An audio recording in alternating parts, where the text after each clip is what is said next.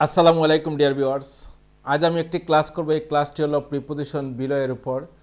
এই preposition below শব্দটি আমরা বাক্যতে কিভাবে প্রয়োগ করতে হয়, আজকে 3টি ব্যবহারের মধ্য দিয়ে আমি সম্পূর্ণ প্রিপোজিশন বিলো এর ব্যবহার দেখাবো।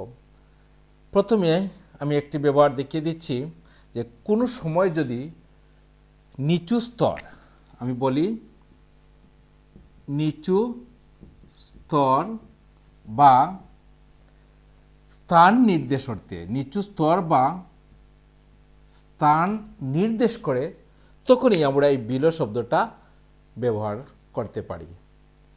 কোন অর্থে? নিচু স্তর বা স্থান। আমি একটি বাক্যের মধ্য দিয়ে তা দেখিয়ে দিচ্ছি। যেমন হি ডাইভড below the surface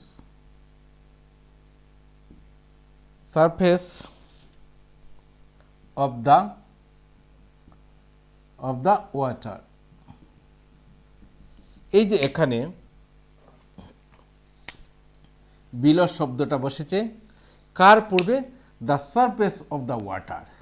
তাহলে হি ডাইভ, সে ডুবে ছিল, below the surface of the water, পানির ভূপৃষ্ঠের নিচে। তাহলে আমরা জানলাম the surface of the water, ভূপৃষ্ঠের, পানির যে ভূপৃষ্ঠ আছে তার নিচে সে ডুবেছিল। তাহলে আমরা সব সময় এই বিলো শব্দটা বুঝতে হবে। এখানে যে শব্দটা থাকবে তুলনামূলকভাবে এই শব্দটা সব সময় নিচে থাকবে। এসব অর্থ প্রকাশ করলেই আমরা বিলো শব্দটা ব্যবহার করতে পারি। তাহলে আমরা জানলাম he dived below the surface of the water, below the surface of the water, ভূপৃষ্ঠের, পানির ভূপৃষ্ঠের নিচে। আরেকটি ব্যবহার আমি দেখিয়ে দিচ্ছি। যেমন please, please do not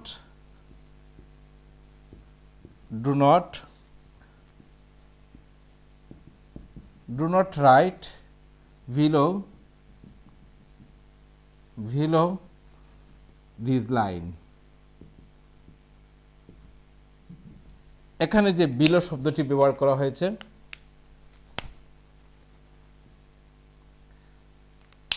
please do not right, দয়া করে লিখো না, বিলো দিস লাইন, এই লাইনের নিচে। তাহলে কি অর্থে প্রকাশ পেয়েছে? নিচে অর্থে। তাহলে আমরা সব সময় বিলো শব্দটা নিচু বা নিচ অর্থে বা নিচে অর্থেই আমরা ব্যবহার করব। এখানেও কিন্তু please do not right below this line, এই দয়া করে লিখো না, বিলো দিস লাইন, এই লাইনের নিচে। এরপরে আমি আরেকটি উদাহরণ দিচ্ছি। যেমন আমি বললাম আই ফিল সামথিং,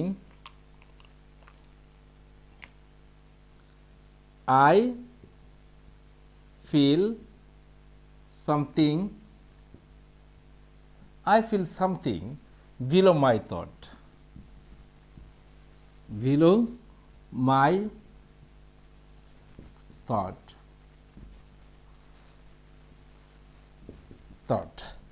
তাহলে এখানেও যে বিলো শব্দটি ব্যবহার করা হয়েছে নিচে।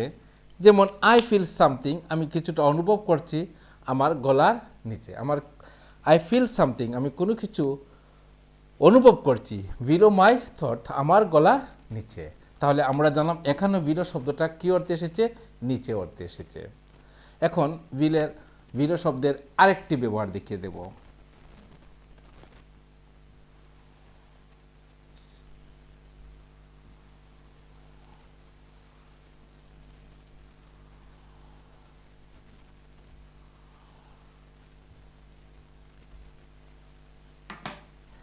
কোনো বস্তুর তুলনামূলক কম পরিমাণ কিংবা মান বোঝাতে, কম পরিমাণ বা মান বোঝাতে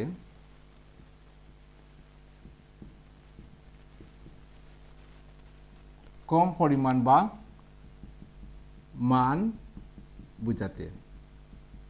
তাহলে আমরা বিলো শব্দের আরেকটি ব্যবহার হচ্ছে কোনো বস্তুর তুলনায় কম পরিমাণ বা মান বোঝাতেই আমরা বিলো শব্দটি ব্যবহার করতে পারি। এখন কিভাবে ব্যবহার করব আমি একটি উদাহরণের মধ্য দিয়ে তা দেখিয়ে দিচ্ছি। যেমন the temperature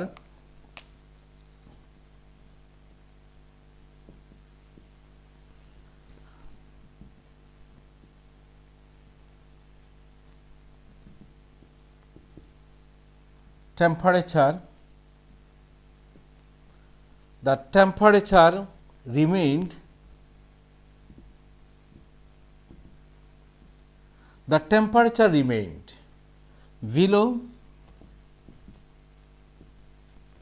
freezing all day। তাহলে এখানে যে বিলো শব্দটি ব্যবহার করা হয়েছে, দ্য টেম্পারেচার রিমেইন্ড, তাপমাত্রাটা ধরে রাখা হয়েছিল বিলো ফ্রিজিং অল ডে, সব দিনের নিচে বা কম পরিমাণে। তাহলে আমরা জানলাম এই যে ফ্রিজিং অল ডে এই শব্দের পূর্বে কিন্তু বিলো শব্দটা বসেছে।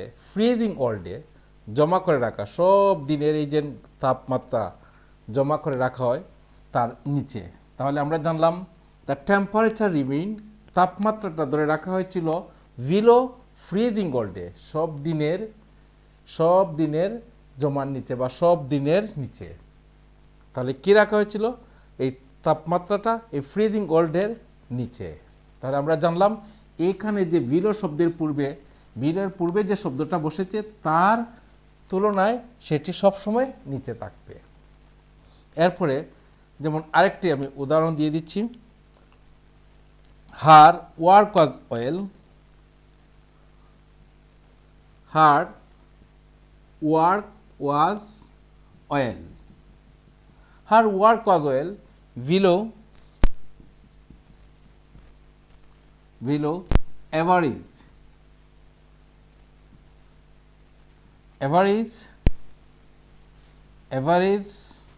for the class। এই যে এখানে বিলো শব্দটা বসেছে, এখানে যে বিলো শব্দটা বসেছে, হার ওয়ার্ক ওয়াজ ওয়েল, তার কাজটা ছিল ভালো, below average for the class, average মানে গড়পড়তা, তাহলে ক্লাসের গড়পড়তার নিচেই তার কাজটা ভালো ছিল কিন্তু ক্লাসের গড়পড়তার মান অনুযায়ী। এখানে কিন্তু আমরা বিলো শব্দটা মান অর্থেই ব্যবহার করেছি। তাহলে তার ক্লাসগুলো ভালো ছিল, তার গড়পড়তার, ক্লাসের গড়পড়তার মান অনুযায়ী তার কাজগুলো ভালো ছিল। এরপর হচ্ছে আমরা নিম্ন পদমর্যাদা, নিম্ন কোনো ব্যক্তির তুলনায় নিম্ন পদমর্যাদা যদি বোঝানো হয় বা কম গুরুত্ব দেওয়ার অর্থে বোঝানো হয় তখনই আমরা এই বিলো শব্দটা বসাতে পারি। যেমন a police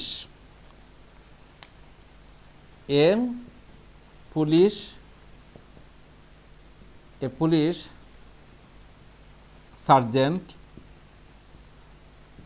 a police sergeant is below an inspector,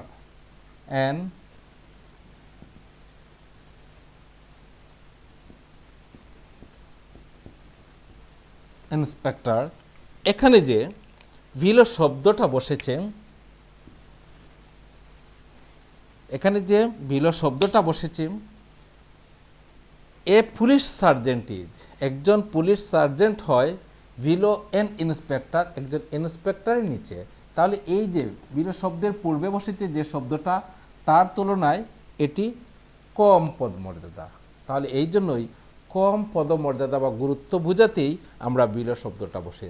যেমন কারোর তুলনায় যদি এই মানুষের তুলনায় ওই একটু পদমর্যাদা কম থাকে তখন আমরা এই বিলো শব্দটা এই যার তুলনায় কম বোঝাবে তার পূর্বেই বিলো শব্দটা বসাতে হবে। যেমন এখানে এ পুলিশ সার্জেন্ট ইজ, এই পুলিশ সার্জেন্টটা হয় বিলো এন ইন্সপেক্টর, একজন ইন্সপেক্টরের নিচে। আশা করি আপনারা বিলো শব্দের ব্যবহার বুঝেছেন। আমি পরবর্তী আরেকটি ক্লাসে দেখিয়ে দেব বিলেরই সিনোনিম ওয়ার্ড বা আরেকটি প্রিপোজিশন, সেটি হচ্ছে আন্ডার।